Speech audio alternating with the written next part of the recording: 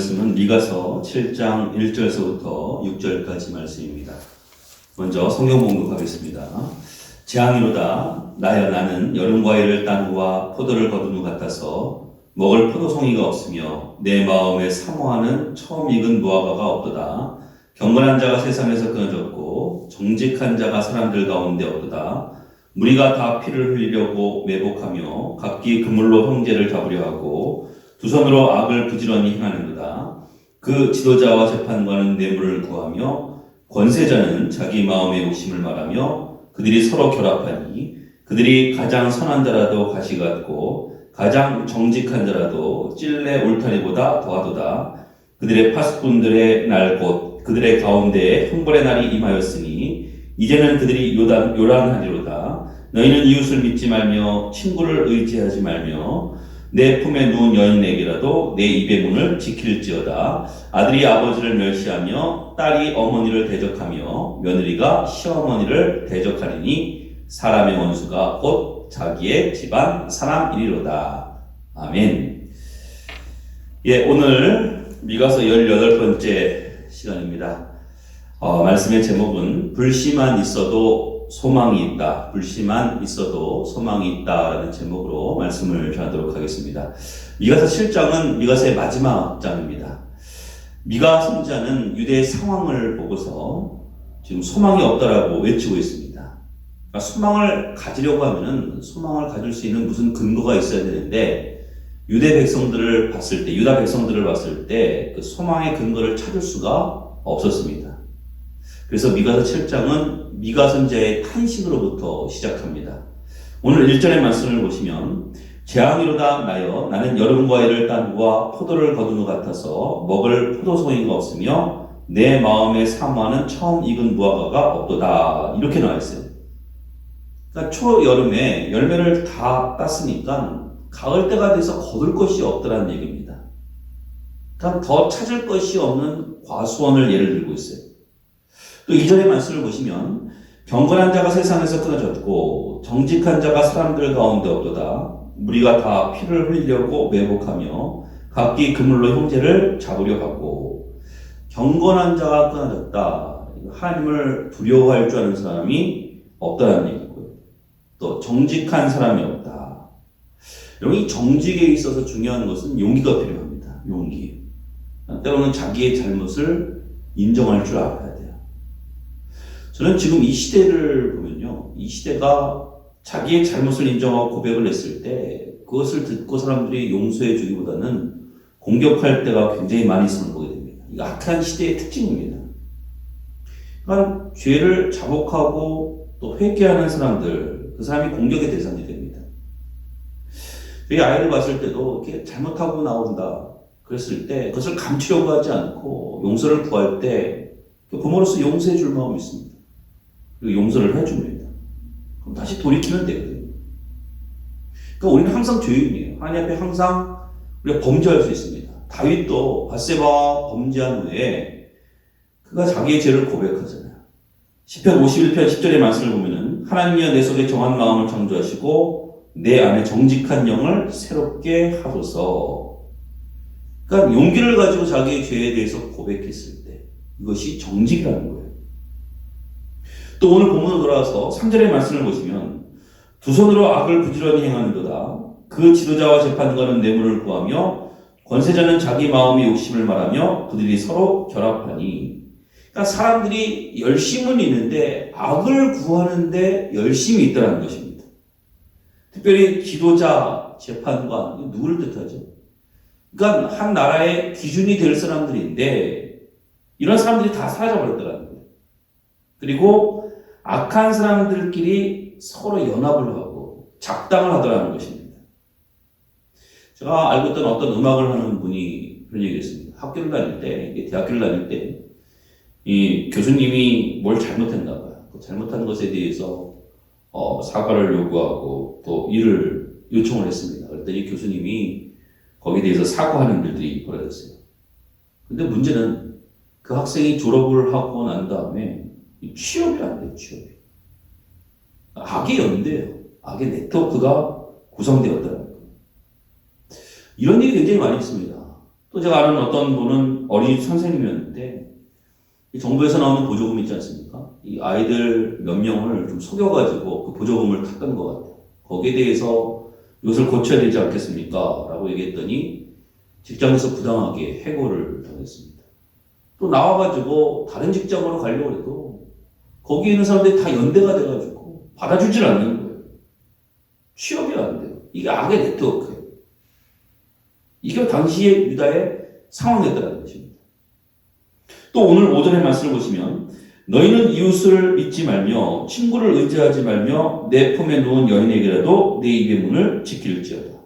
이웃을 믿어야 되는데 이웃을 믿지 못합니다.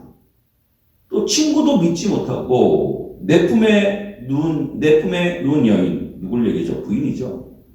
일단 부인한테도 말할 수 없는 사이가 되었다는 거예요. 또 6절의 말씀을 보시면 아들이 아버지를 멸시하며 딸이 어머니를 대적하며 며느리가 시어머니를 대적하리니 사람의 원수가 곧 자기 집안 사람이리로다. 그러니까 가족들, 가장 신뢰할 수 있는 사람들 아닙니까? 가장 믿을 만한 사람들, 그런 사람들조차도 의심의 대상이 되었다는 것입니다. 이게 당시 유대의 상황이었어요. 여러분 지금 이 시대와 너무 비슷하지 않습니까? 지금 서로가 서로를 불신하는 그런 시대 아닙니까? 믿지 못하고 가족끼리도 믿지 못하고 가족의 해체가 일어나고 신뢰하지 못하는 일들이 오지. 기준이 사라지고. 자, 이런 상황 속에서 우리가 해야 할 일이 무엇이냐? 오늘 그것을 세 가지로 살펴보도록 하겠습니다. 첫 번째, 소수의 불씨가 필요합니다. 절망 가운데 있다 할지라도 하나님의 말씀을 붙들고 있는 소수의 사람이 있으면, 소수의 불씨가 있으면 변화가 일어납니다. 거기에 소망이 있습니다. 시대를 변화시키는 것은 한꺼번에 그 시대가 변화되는 것이 아니에요. 그러니까 하나님의 말씀에 사로잡힌 사람들이 그 불씨 역할들을 감당할 때 그 불씨가 불타올라서 큰 불을 이루어서 변화가 일어나는 거예요. 그러니까 다수의 사람들이 아니라 말씀을 붙들고 있는 그 소수의 불씨들이 결국은 하나님의 뜻을 가지고 사람을 변화시킨다는 거예요. 일제시대 때를 한 예를 들면은, 일제시대 때 그 일제에 항거했던 독립군들이 있지 않습니까? 1930년대에 보면 뭐 김저진 장군도 있었고, 또 홍범도 장군도 있었고, 여러 장군들도 있었습니다. 근데 그 독립군의 그 당시 군대를 보면요, 뭐 1000명 정도밖에 되지 않았어요. 반면에 당시 일본 군들은 한 10만 명 정도 되는, 난 게임이 안 되는 얘기죠. 무기도 더 형편없었고, 독립군이 뭐 어떤 전쟁을 좌지우지할 만한 어떤 힘을 가지고 있었던 것은 아닙니다. 그렇지만 1910년도에 나라를 빼앗긴 이후에 36년 동안 계속해서 저항하지 않았습니까? 만약에 저항하지 않았다 그러면은 우리나라 역사 속에서 얼마나 그 부끄러운 시기가 됐겠습니까? 당시에 이 나라에서 정부를 수립하지 못해서 상해 임시정부를 만들어놨는데 사실은 임시정부라고 할 것도 없어요. 이제 규모가 뭐 살림집 규모입니다. 그래도 임시정부 편말을 붙여놓고 대한민국 정통성을 가지고 일을 하니까 나중에 이후에 전쟁이 끝났을 때 대한민국의 정통성을 얻었지 않습니까? 상해 임시정부에서 찾는 거예요. 대만이라는 나라는요, 이 정통성이 굉장히 약합니다. 왜 그러냐면 일본이 대만을 점령했을 때 한 번의 저항이 없었다고 합니다. 부끄러운 역사죠. 소수의 불씨랄지라도 하나님의 말씀을 붙들고 서 있으면 그것이 정통성이 되는 거예요. 기독교도 마찬가지죠. 일제시대 때 신사참배 안 하겠다라고 많은 사람들이 순교했습니다. 많은 사람이 죽었어요. 당시에는 그 사람들의 죽음에 대해서 이게 의미 없는 죽음 아닌가, 마치 패배한 사람들 같았습니다. 근데 지금 와가지고 한국교회의 정통성을 어디서 찾습니까? 신사참배한 사람들 찾고요? 아니요. 믿음을 지키고 순교했던 사람들에게서 정통성을 찾을 수가 있는 거예요. 여러분, 마찬가지예요.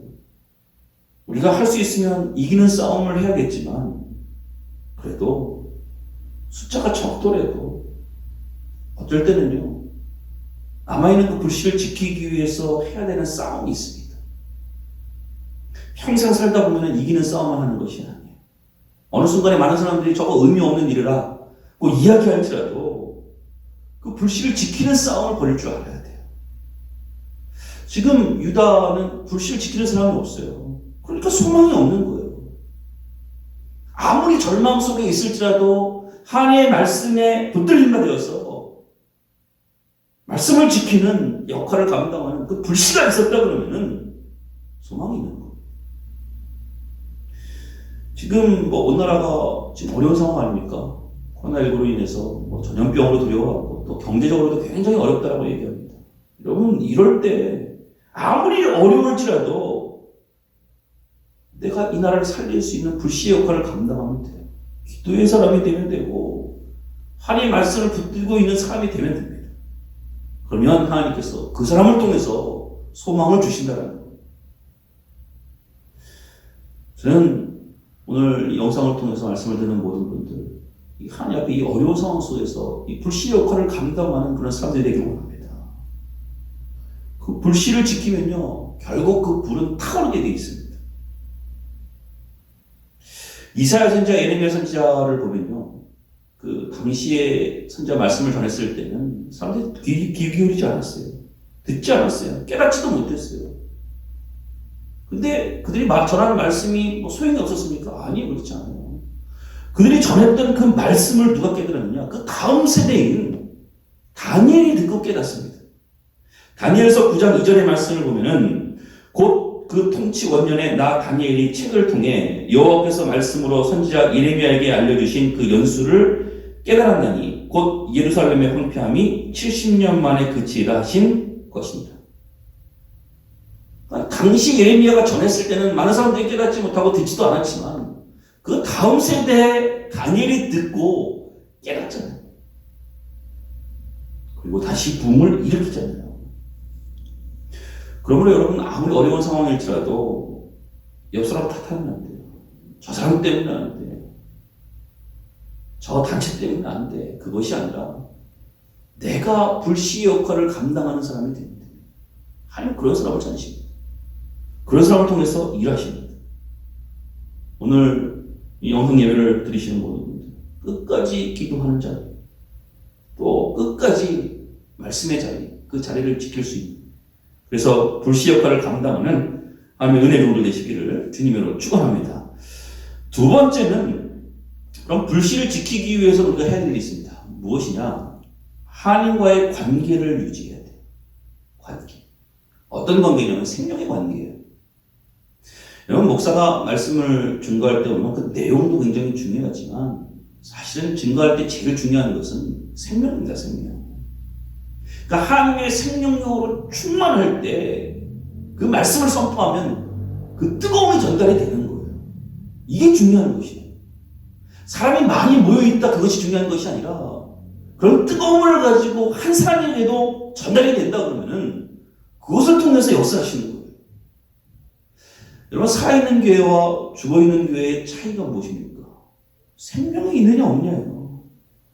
생명의 특징이 무엇이죠? 열심입니까? 열심도요, 죽음이 열심일 수도 있어요. 바리새인들 열심이었잖아요. 그렇지만 그러나 그들이 살았다는 죽은 자가 아니겠습니까? 살아있다는 것, 생명력이 있다는 것은 그 성경적인 접근으로 보면 하나님과의 관계예요. 우리가 포도나무 비유를 보면 열매를 어떻게 맺습니까? 생명력을 어떻게 맺죠? 줄기에 붙어 있으면 저절로 열매를 맺게 되어 있는 거예요. 그리고 우리가 이것저것 열심히 뛰어다닌다고 해서 열매를 거두는 것이 아니에요. 생명력이 충만한 것이 아니에요. 중요한 것은 하나님께서 우리를 붙들어 주셔야지, 하나님께서 계속해서 공급해 주셔야지 우리가 열매를 맺는다는 거예요. 오늘 이 예배를 통해서, 말씀을 통해서, 또 기도를 통해서 항상 하나님 앞에 이 생명력을 공급받는 하나님의 은혜 종들 되시기를 주님으로 축원합니다. 생명이 있으면 다른 사람들을 살릴 수 있어요. 생명이 있으면 어떠한 어려움이라도 저항할 수 있어요. 여러분, 우리 몸에 바이러스가 침투를 하면요, 몸이 뜨거워집니다. 왜요? 생명이 있으니까. 그 바이러스와 싸우는 거예요. 이게 생명력이에요. 근데 이 생명력은 하나님과의 관계 속에서 하나님께서 공급하여 주셨을 때 그 생명을 얻는 것입니다. 마지막 세 번째는 가지치기를 잘해야 된다는 거예요. 성령께서 우리를 생명 가운데 인도하시면 우리 인생에 쓸데없는 것들이 다 사라집니다. 가지치기가 돼요. 우리 농부에게서 지혜를 얻으면요, 가지가 많다고 해서 열매를 거두는 것이 아니에요. 열매를 많이 거두기 위해서는 쓸모없는 가지를 쳐줘야 돼요. 열매 맺지 못하는 가지를 쳐줘야 돼요. 우리의 인생 분주하게 움직인다고 해서 열매를 맺는 것이 아니에요. 어떤 사람은 하나님 왜 돈 벌겠다고 외치는 사람들이 있어요. 나중에 보면요, 하나님께서 그 사업의 길을 막아버리세요. 하나님께서 가지치기 하시는 거예요. 그때 깨닫게 되는 거죠. 아, 하나님과의 관계가 중요한 것이구나. 내 인생 속에서 가지치기를 해야 되는 것이구나. 어떤 사람은 너무 바빠요. 예배도 기도도 소홀해지고 그렇습니다. 그러다가 덜컥 바쁘게 움직이다가 병에 걸려요.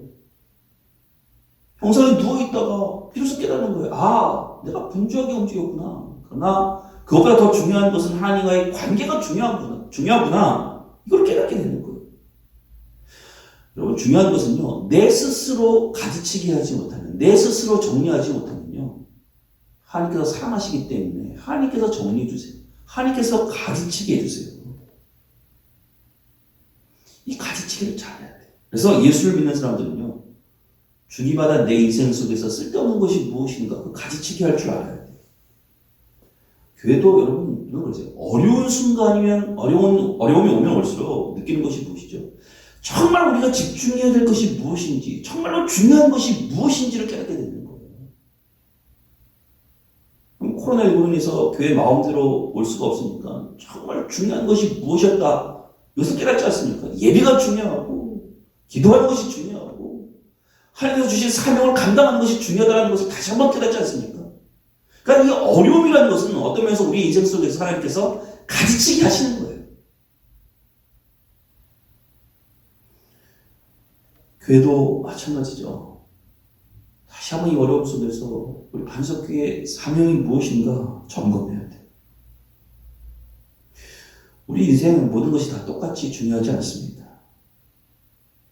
예수를 믿는다는 것은 정말로 중요한 몇 가지를 붙드는 거예요. 거기에 대해서 집중하는 거예요. 하나님께서 이 시대에 우리가 정말로 붙들어야 될 것이 무엇인지를 가르쳐주고 계십니다. 예배를 붙들어야 되고요. 기도를 붙들어야 돼요. 이 교회에 소망이 있습니다. 아무리 어려워도요, 이 사회 속에서 하나님께 주신 말씀을 들고 우리가 불씨 역할을 감당하면 소망이 있습니다. 말씀에 걸려놓겠습니다. 미가 선지자 유대의 상황을 보고 소망이 없다라고 외치고 있습니다. 여러분, 지금 이 시대와 똑같지 않습니까? 이럴 때 우리가 해야 될 일이 무엇이죠? 불씨 역할을 감당하면 돼요. 소수의 불씨가 필요해요. 또 그 불씨를 유지하기 위해서 하나님과의 관계가 필요해요. 하나님과의 생명의 관계, 끊임없이 하나님께 공급받아야 돼요. 마지막, 우리 인생 속에서 가지치기를 잘해야 됩니다. 그 가지치기를 잘했을 때 하나님께서 우리에게 주신 사명이 분명하게 보이게 되어주겠습니다. 분명해 보이는 사명을 붙들고 끝까지 주님 앞에 충성하는 은혜로 되시기를 주님으로 축원합니다. 기도하겠습니다. 사랑하님 감사합니다. 하나님, 오늘 이 수요일 또 영상 예배를 통해서 또 말씀을 통해서 우리가 다시 한번 깨닫습니다. 아무리 어려운 상황이 있을지라도 불씨만 있으면 소망이 있습니다. 하나님, 우리가 그 불씨가 되길 원합니다. 이 어려운 상황 속에서 하나님의 말씀을 붙들고 또 기도하는 것을 통해서 우리가 그 불씨가 되어서 결국에는 큰 불을 일으키는 하나님의 은혜의 종들이 될 수 있도록 저희들을 붙들어 주시옵소서. 우리 인생 속에서 어려운 순간일수록 가지치기를 잘 하길 원합니다. 우리 인생 속에서 분주하게 움직였던 모든 것들을 다 내려놓게 해주시고 하나님과의 관계를 바라보게 해주시고 정말로 소중한 것이 무엇인지 깨달아 알아서 그것을 붙들고 사명을 감당해 나갈 수 있는 은혜의 종들 저희들을 세워 주시옵소서. 감사하며 예수님의 이름으로 기도했사옵나이다. 아멘.